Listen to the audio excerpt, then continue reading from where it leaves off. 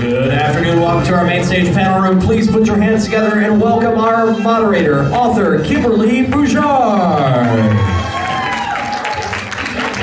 Well, good afternoon, how are y'all doing?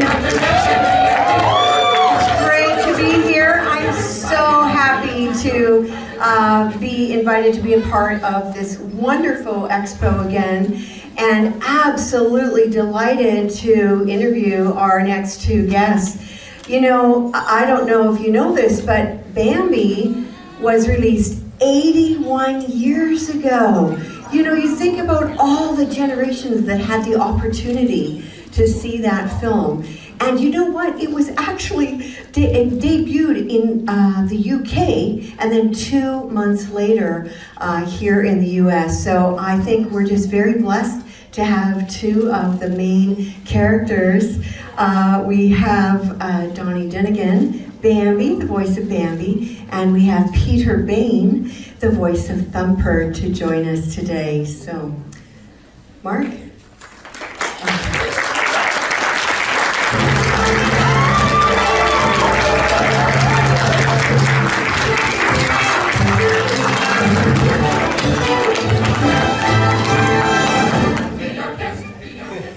So I'll introduce you in order. Peter Behn, the voice of Thumper, and Donnie Dunagan, the voice of Bambi.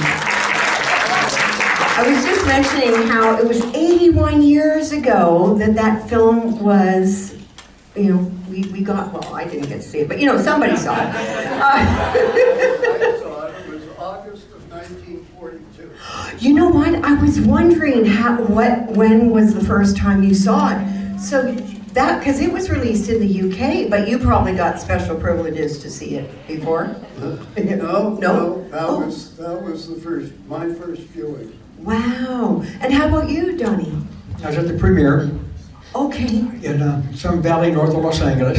I'm sure it has a fancy name now that I've forgotten. It was just wonderful.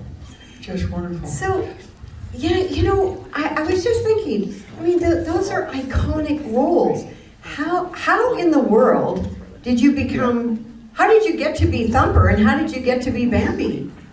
Peter? Well, my father was a screenwriter in Hollywood, and he knew that Disney was about to produce a new major film, and he took me over to audition actually for the part of Bambi.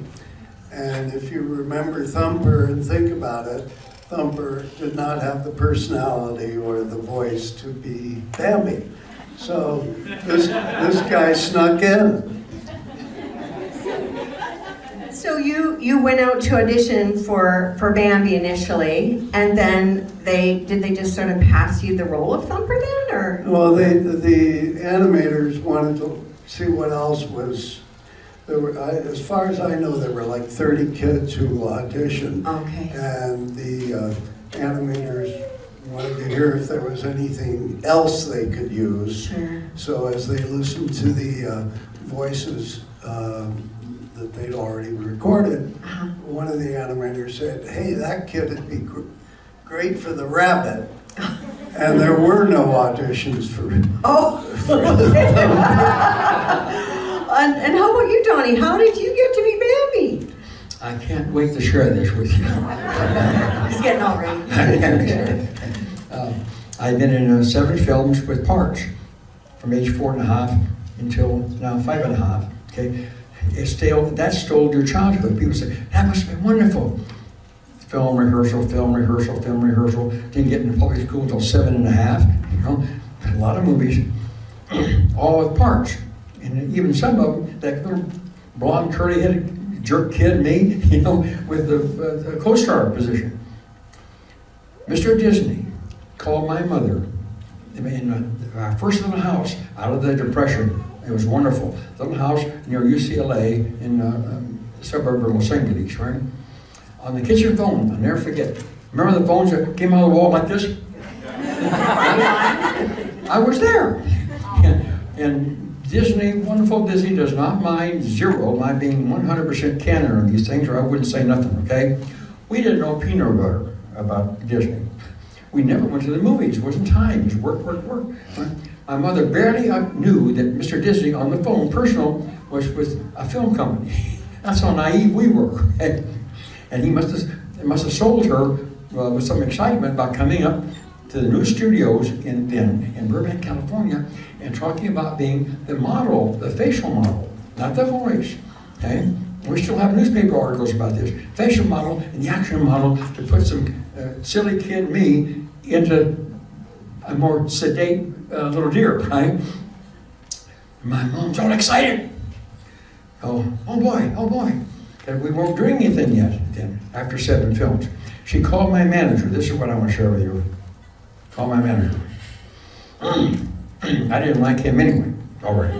I'm 5.5, 5.25, and maybe 5 going on 9 or 10 because of all the films, okay? And told him that Mr. Disney had called. Apparently, he said something evil to my mom on the phone.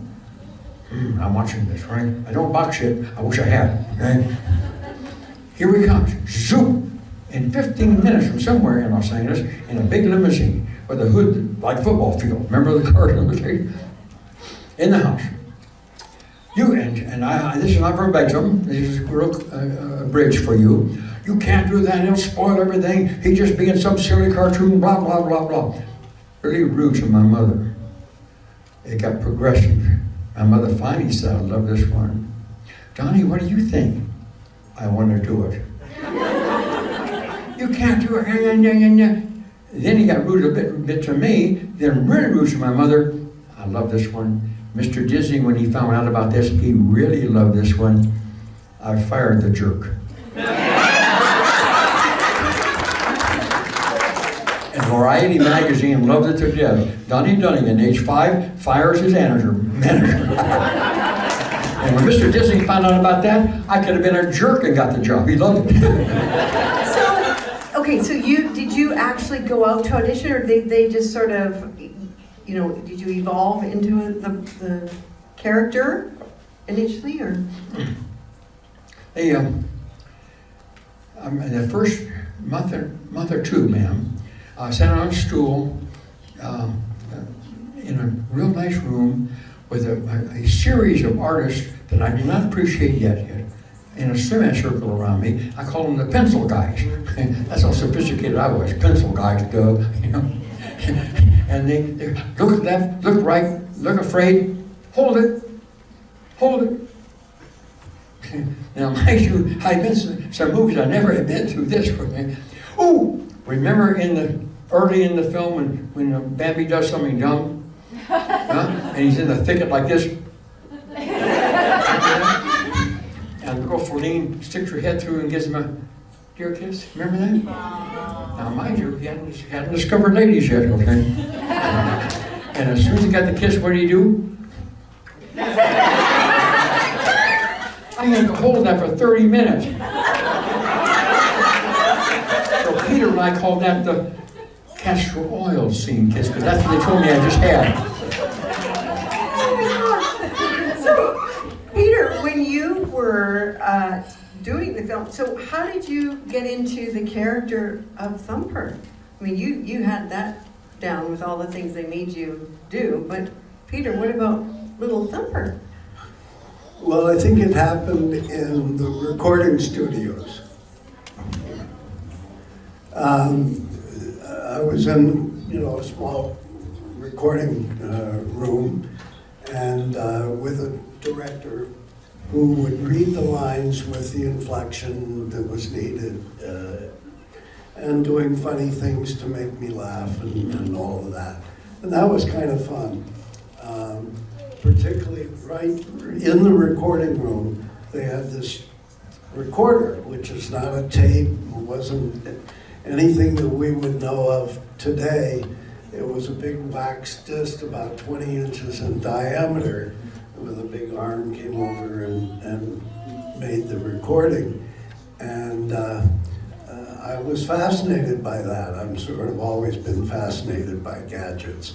And so I thought that was really neat. And it was just fun, because the guy who was in there with me was, basically playing with me and making me do the things that I did. And so that was where the personality came out that Thumper has, just from horsing around. There was no talent involved. It was just the way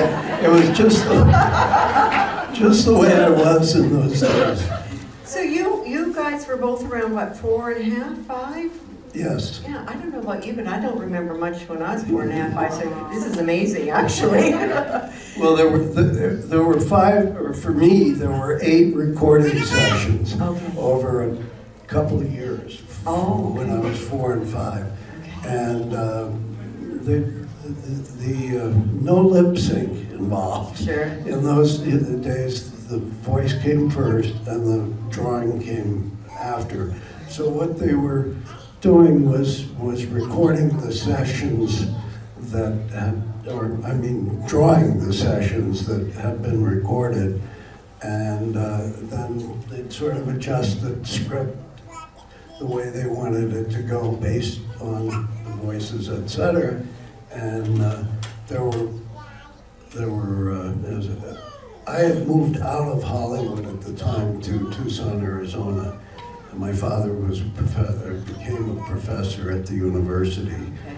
And So you kind of got it all done, like in those 8 sessions? well, no, so then I had to go back to Hollywood with my mother on the train a couple of times for the final recording sessions.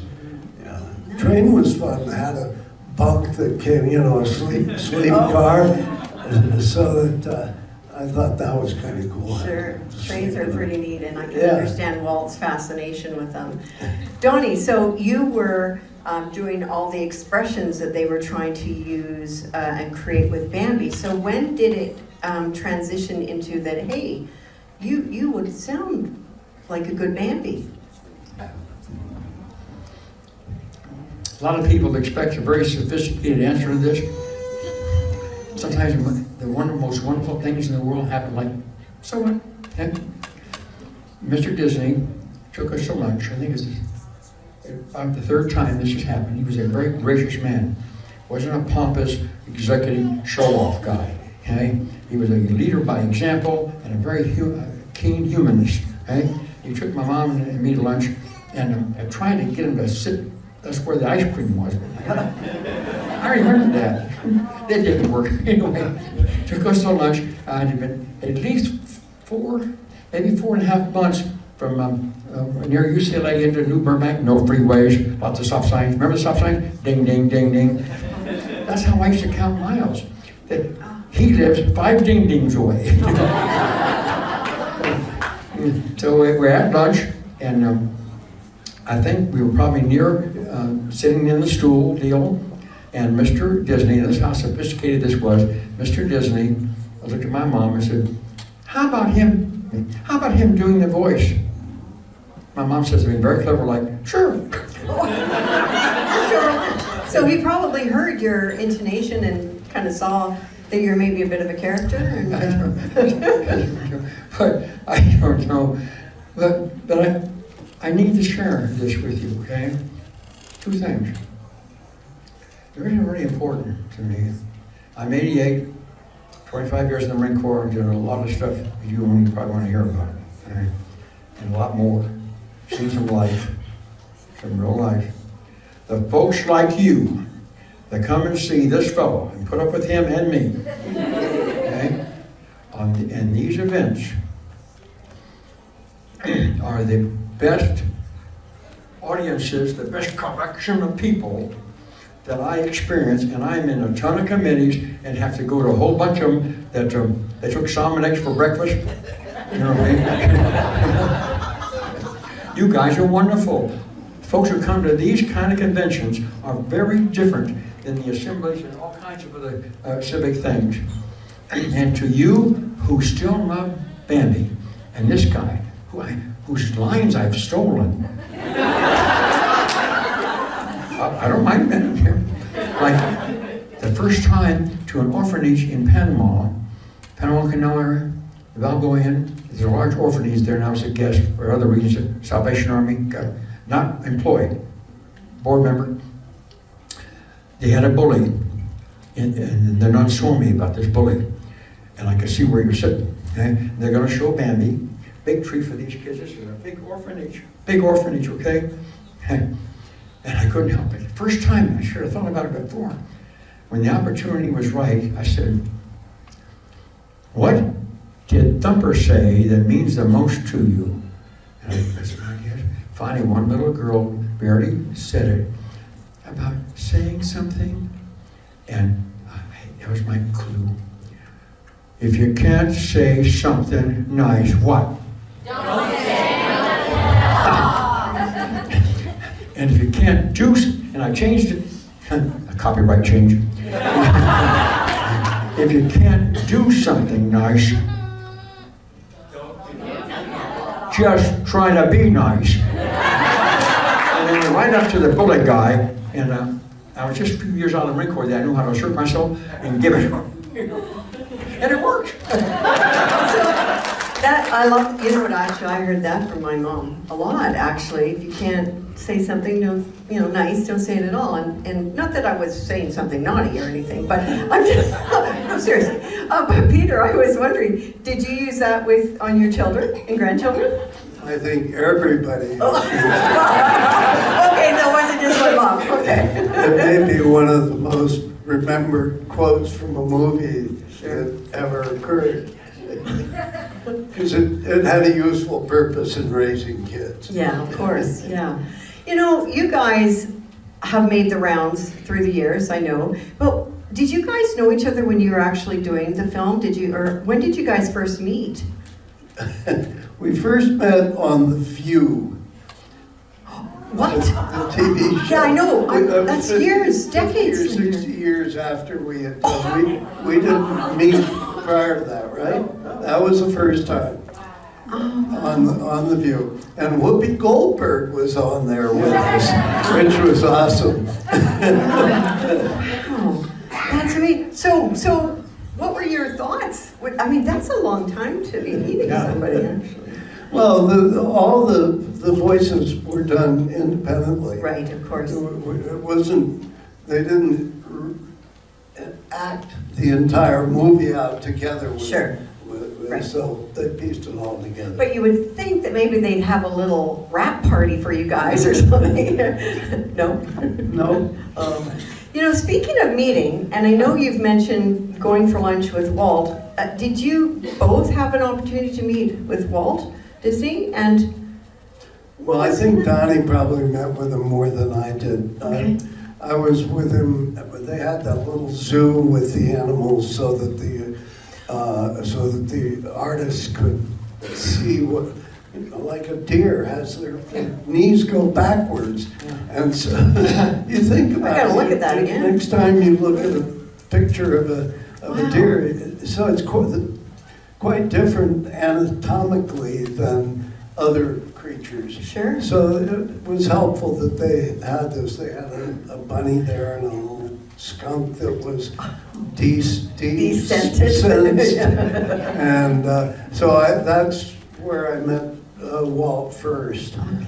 And then one other time sort of in passing. Sure. But I think Donnie met with him more than I did. Okay, Donnie, so spill the beans, because the only time I met Walt, is at his gravesite. So that, but I'll tell you, that was a real cherished moment. So I always love to hear those of you that actually knew him, because I think he's just an amazing human.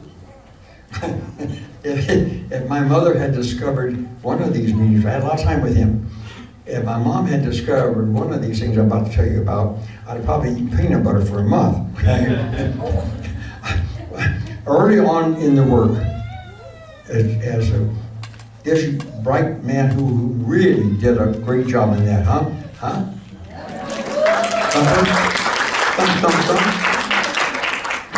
Excuse me.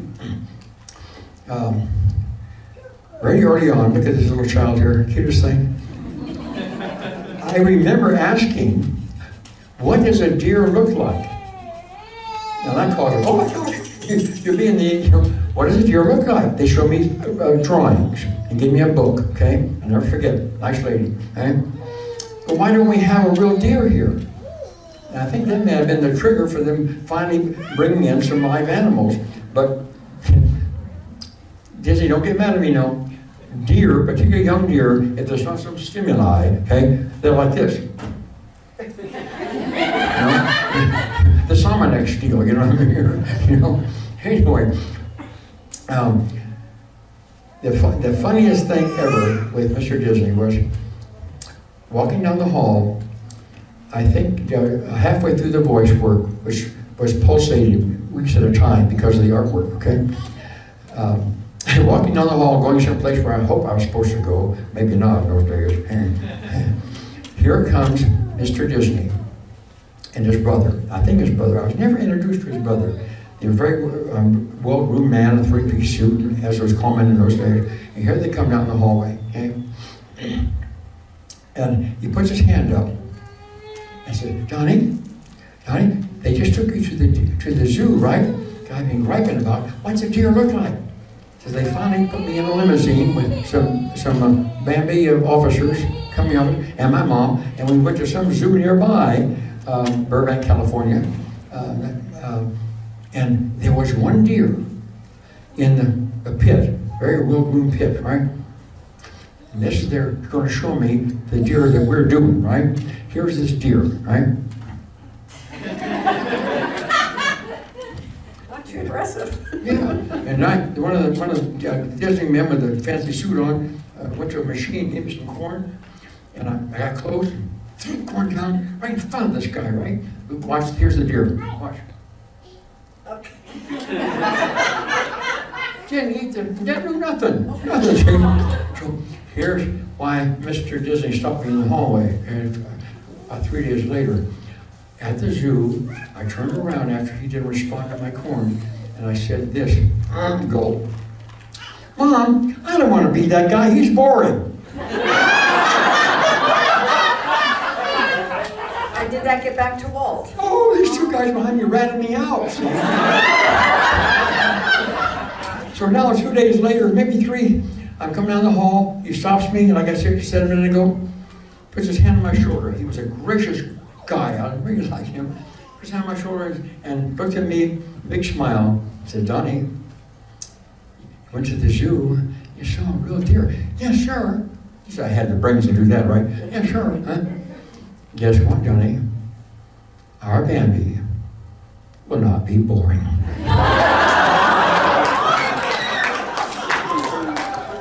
Was it?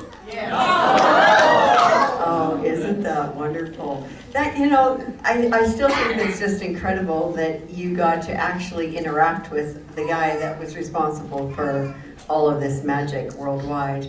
And, you know, you had mentioned that he was a very gracious fellow and all that. Is that your take on him as well, Peter? Well, as I said, I didn't have as much interaction with him as Donnie did, but yes, he was very gracious the few times that I met him. Right.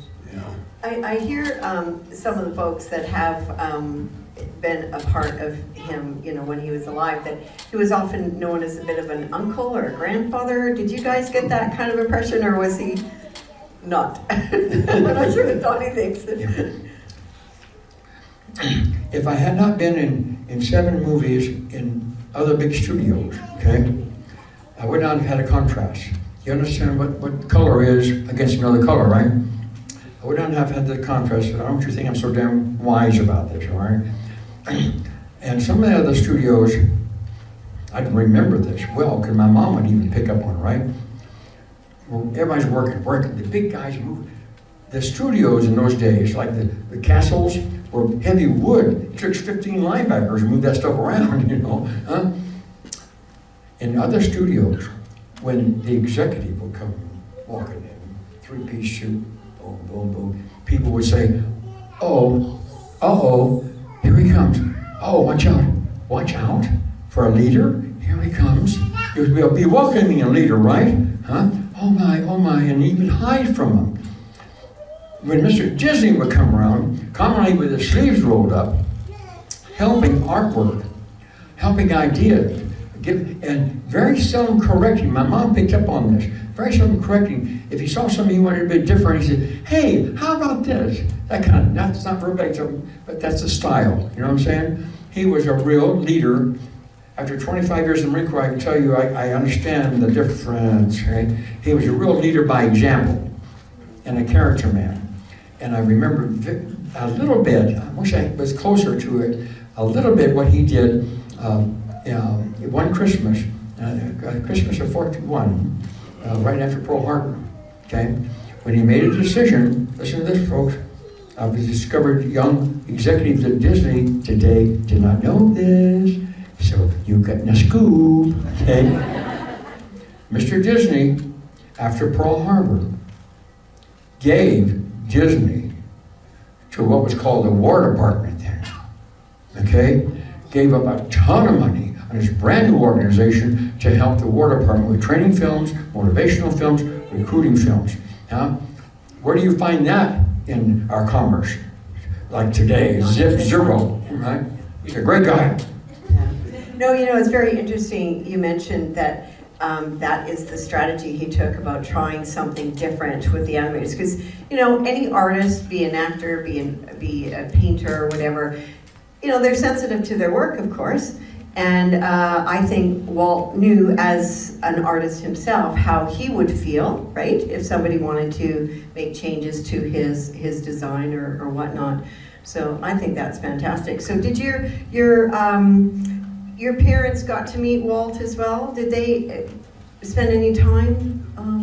Well, they certainly did. My father, being in the movie industry, did know Walt. But I was not part of any of that interaction. Excuse me, I had RSV about 2 months ago, and my voice hasn't recovered since. Do you need some water? Do you know? No, I'm fine, Okay. thanks. So I don't know if I can add a great deal to that, but everybody loved Walt. He was very highly regarded. And your parents must have been thrilled that you were cast in a Walt Disney film, I would imagine? Or did they not really know what they were getting themselves, or you into? Well, my father knew what was going to happen, or Sure. what was involved in being a young actor in Hollywood. And actually it turned out that he didn't want me to grow up being a Hollywood brat. Oh. Which is the main reason he left Hollywood. He was making a lot of money as a screenwriter, but he gave that up to move to the University of Arizona in Tucson. And he went from making about $1,000 a week as a screenwriter, which was a lot of money in those days, to a job at the University of Arizona for $5,000 a year. Wow. As a college professor. But he believed in his family life, right? He wanted something different. He also wanted to revise his career a little bit. He became a writer. He wrote children's books and had 16 books in print all at the same time. Oh my goodness, that's incredible. Yeah, and he was an artist also. Many of the books were, he illustrated himself. Nice. Yeah, it was an interesting life. Absolutely. Now, Donnie, how did your parents feel about you being cast into a production like this? Were they pretty thrilled about it, or did they kind of just say, here's another one, or I don't know? They did not have the awareness of the industry. Like, we came out of the Depression before those 7 films. I mean, like, really out of the Depression, right? So they weren't cultured enough to really have that. I didn't remember hearing that. I know my dad heard about Mr. Disney, never met him, from my mom and me, and had some respectful remarks to make. As a tag on to what Peter shared with you about the studio and life and Disney, let me share this with you. Last November, I finally found a retired professor out of MIT, and a sitting professor in Stanford to help me with this. Okay? And I've asked Disney, why haven't you looked at this? Okay? And on email and phone, in a nice way. Okay? Mr. Disney has got to be, from the research we've been able to do so far, has got to be the absolute first filmmaker in the Western world, English or French language, okay, in the Western world, the very first filmmaker to have the grit. Lady's presence here is cleaning up my vocabulary, okay? To have the grit to do environmental scenes. Environmental scenes, remember? The Forest Reckless Forest Fire? I was in the room when a staffer came in and told, with several people, and told Mr. Disney, I'm going to use the word adverse, I don't know if that was the word or not, but and telling him he had received more adverse mail from men objecting to critiquing, slandering the forest scenes from reckless forest fires and the hunters, okay? And I don't remember his reaction, but it wasn't real pleasant, okay? And if that's not an environmental power, okay, what is? That has to be the very first time. That took some grit, and he got hate mail for it. We imagined, this is not verbatim, we imagined that some little granddaughter in maybe in Montana, dad going out during the Depression. He's not a mean man, no, going out to shoot a deer for, hopefully, for the family's meals for a while, right? But some little granddaughter that had just seen Bambi saying, Papa, you can't go out and shoot Bambi. Maybe that was the stimuli for the hate mail. But he needs some credit for that. He was a real pioneer in some things. Visionary, and he followed through on his beliefs. I was just wondering, so you guys met him when you were little. Did you ever meet him when you guys were a bit older? Did you ever meet up with him again? I did not, no. Donnie, did you? No? I had a chance and I blew it. Oh. I was in the Marine Corps and I wasn't commissioned yet, so I didn't have flexibility like I'd like to have. But I had one chance and I missed my timing and I blew it. Oh, okay.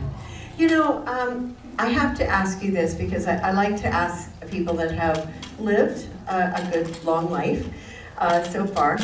Is there any wisdom that you can impart to us? And we can start with whoever. Donnie's pointing at Peter. I don't know. Peter's pointing at Donnie. About life, about, anything, really. Okay. Well, I feel that I've had a very diverse and fun life. Moved around the country some, from California to Tucson to Connecticut and then to Vermont, where I lived most of my adult life. And always, in my adult life, always lived in a ski area. So I love snow, unlike a lot of people who are in Florida and Utah, where I now live. And I've done a lot of interesting things, like building an airplane and flying. And Pam and I used to fly from Vermont to the Bahamas every November, after the hurricane season, supposedly. Now you can't tell when hurricane season is. And so we enjoyed that. I feel I've had a very enjoyable life.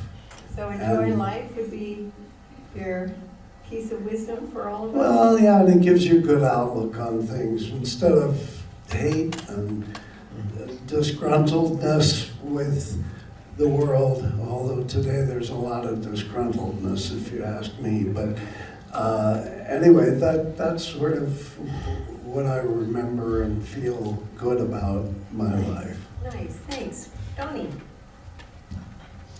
I've been able to get, despite myself, more good things done because of a relationship to Bambi. In many events, get more things done than some some moderator or some host at a big convention. I've been to several, giving an introduction about so-and-so, so-and-so, so-and-so. I reluctantly give you an example. And so-and-so, so-and-so has all these medals for this and this and this and this and this and been wounded 3 times, blah, blah, blah, blah, blah, blah, blah, blah, blah, blah. Nice people like you, big audience, for trying to raise money for charity. I listen to that, it's respectful. As soon as one of us can get the Bambi in there, the smiles increase, the contributions increase, and we have one convention, one big one in Oklahoma City, 6 years ago, where we had to change the clock to expand it, and we doubled the contributions to a then desperately needed Salvation Army area because of what? The medals, the baloney, all the other stuff, because of Bambi. Because of Bambi. Why? Because he was what? He fought the bullies, huh? Took care of things, wasn't pretentious, huh? Confessed when he did something silly, right? And a real, genuine love story, and this uniqueness that even you wonderful people may not have had a chance to pick up on. It's one of the very few stories in film where it starts with the birth and finishes up on the plateau as a young adult leader, from birth to leadership. From birth to leadership, okay? I look you in the eye and I promise you on everything, okay? Been able to get more done. Good stuff, because of a Bambi relationship than all the other, the White House stuff and everything. I promise you on honor. I love Bambi like you do.